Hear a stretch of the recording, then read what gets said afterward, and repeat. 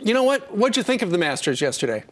Well, I thought it was great to watch. I thought, and I know Jordan, he's a wonderful young guy. He's had a very life-altering experience. You know, it looked like he was just going to sail right through, and that's golf. It's a tough sport. That's life. That's golf. That's sports.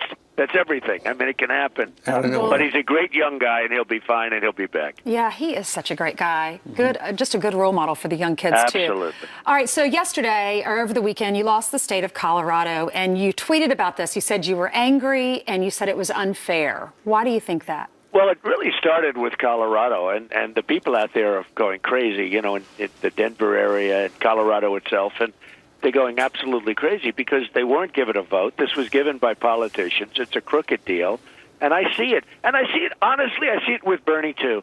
You know, I've gotten millions more votes, millions, not just a couple, millions of more votes than Cruz. And I've gotten hundreds of delegates more, and we keep fighting. And then you have a Colorado where they just get all of these delegates. And it's not a system. There was no voting. I didn't go out there to make a speech or anything. There's no voting. And, you know, I heard Pete say, well, that's the way it is. Well, that really shouldn't be the way it is. This was changed in the summer to help a guy like Cruz, and it's not right now. You know, I won, as an example, South Carolina. I won it by a landslide, like a massive landslide, and now they're trying to pick off those delegates one by one. That's not the way democracy is supposed to work. And, you know, they offer them trips. They offer them all sorts of things. And you're allowed to do that. I mean, you're allowed to offer trips, and you can buy all these votes. What kind of a system is this? Now, I'm an outsider, and I came into the system, and I'm winning the votes by millions of votes. But the system is rigged. It's crooked. When you look even at Bernie, I'm not a fan of Bernie, but every time I turn on your show, Bernie wins, Bernie wins, and yet Bernie's not winning. I mean, it's a rigged system. It's a rigged system. It looks like it. Mr. Trump, I've been a part of the caucus system in Minnesota. It is a difficult system, and I was steamrolled by and out-organized by a Ron Paul movement. Isn't it just fair to say that these are the rules, Ted Cruz is organized, and you're just flat-out being out-organized? No, because I've got millions more votes. I mean, you could say he's out-organized because I have millions of more votes, Pete, and I happen to have more delegates than he does by a lot. But when you go into a Colorado where the people of Colorado are complaining that they're not allowed to vote, that's the best of all because they're not even allowed to vote. Or when I go into Louisiana and I win Louisiana by a lot, I get thousands of more votes than Cruz, and then I find out that I get less delegates. You know, hey, I'm somebody coming in to make America great again. I'm coming in to do something positive. I'm an outsider. The system's rigged. I see it. I see it now 100%. And by the way, not just on our side. I think it's worse on the Republican side. When you can have a Colorado where the people don't get a chance to vote, and the people out in Colorado are going nuts. They're marching. They're having a lot of problems out there because of this. This was a political hack deal, like so much of our country. This is what our country's all about, I guess. Well, speaking of a hack deal, I'm sure you saw over the weekend, the Boston Globe was just trying to start a conversation about what it would be like a year from now if you were president. And some of the headlines are obvious. The big one there, deportations to begin. Then on the side, it says markets sink as trade war looms. Trump on Nobel Prize shortlist. U.S. soldiers refuse orders to kill ISIS families right there. Mr. Trump, they said they wanted to start a conversation, but, you know, we've had the conversation, and Americans do want our border secured. Well, you know, Massachusetts, I won Massachusetts with almost 50% of the vote, and there were many candidates running. So when you get 50%, I had many, many candidates. That was a while ago, a month and a half. And it just shows you the power that paper has because they were, just vehemently against. They don't want to see strong borders.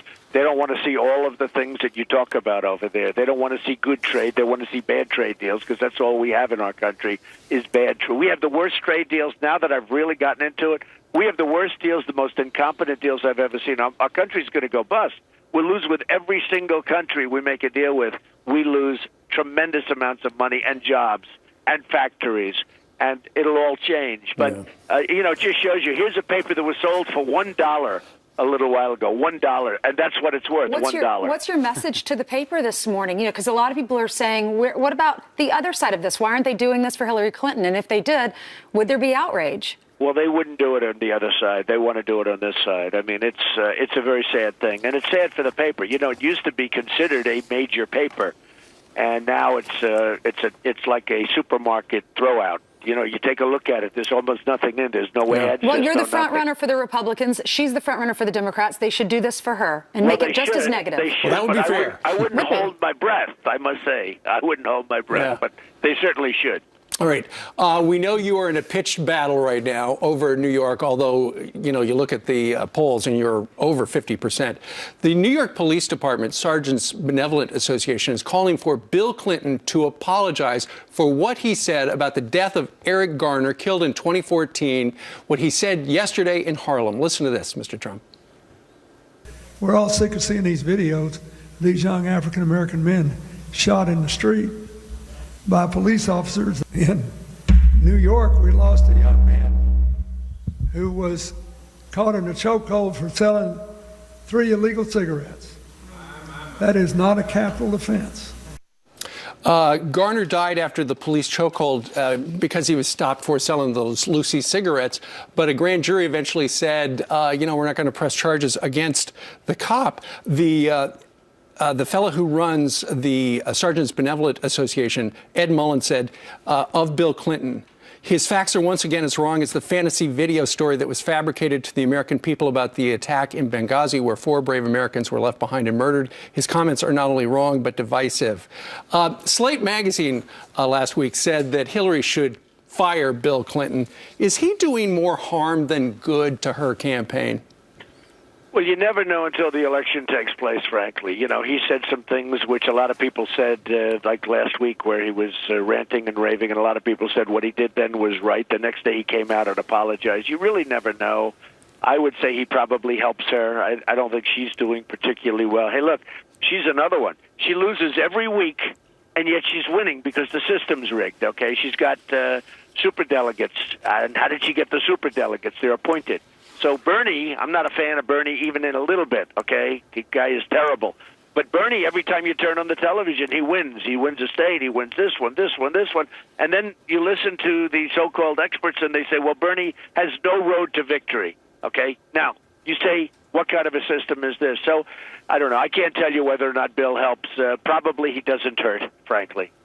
Mr. Trump, on another story that's been in headlines recently, the current CIA chief says he won't allow waterboarding, even if ordered by a future president. You've been very forceful and clear about the need to use harsher tactics against enemies that are ferocious against us. What do you think about his comments, and what kind of person would you appoint to that position? Well, I think his comments are ridiculous. I mean, they chop off heads and they drown people in cages with 50 in a cage, in big steel, heavy cages. Drop them right into the water, drown people, and we can't waterboard, and we can't do anything. And we're playing on different fields, and we have a huge problem with ISIS, which we can't beat. And the reason we can't beat them is we won't use strong tactics, whether it's this or other things. So I think his comments are ridiculous. Can you imagine these ISIS people sitting around eating and talking about this country won't allow waterboarding, and they just chopped off 50 heads? Right. It's just a little crazy. Let's talk a little bit about the state of the race right now. As I mentioned a little while ago, here in New York, you're north of 50% against John Kasich is actually in second place, and then followed by Ted Cruz. Also, you have a gigantic lead as well in Pennsylvania. What are your predictions for those 2 states? Well, I think I'm doing very well. I was up in Rochester, which is having tremendous problems. It's losing all of its jobs. And I was there. We had a crowd of over 10,000 people. We had to send away 5,000 or 6,000 or 7,000 people. It was like a love fest, and I think we're doing really well in New York. Cruz came out with New York values. He hates New York. He hates the people of New York. And what was really obvious, that was during the debate. He brought that up, and I gave him a lecture on how great the people are in New York, and everybody understands that. I mean, using the World Trade Center as a reference, the job they've done is incredible. The comeback is incredible. And you went down and you toured the 9/11 memorial over the weekend. I did, and they've done a fantastic job with it, a really fantastic job. But when you look at Cruz, and then he's trying to change it so that, well, he didn't mean that. Well, when you watch his words during the debate, there was hatred, and I will tell you, it showed hatred.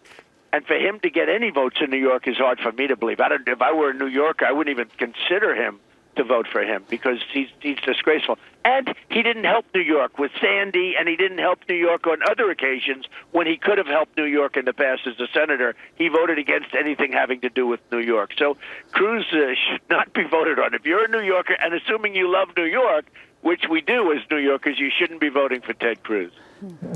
Just one last question. There are two New Yorkers who won't be able to vote for you or Ted Cruz, Ivanka and Eric Trump, unable to register because of the rules. Are the rules in New York unfair as well? No, they had a long time register, and they were, unaware of the rules, and they didn't register in time. So they feel very, very guilty. They feel very guilty, but it's fine. I mean, I understand that. I think they have to register a year in advance, and they didn't. So Eric and Ivanka, I guess, won't be voting. Does Are you cutting off their allowance? Yes, no more allowance. Does that mean, what if you decided to choose Ivanka to be your VP if you did get the nomination? Does that mean she couldn't become a vice president? Well, number one, I wouldn't be doing that, although a lot of people would like to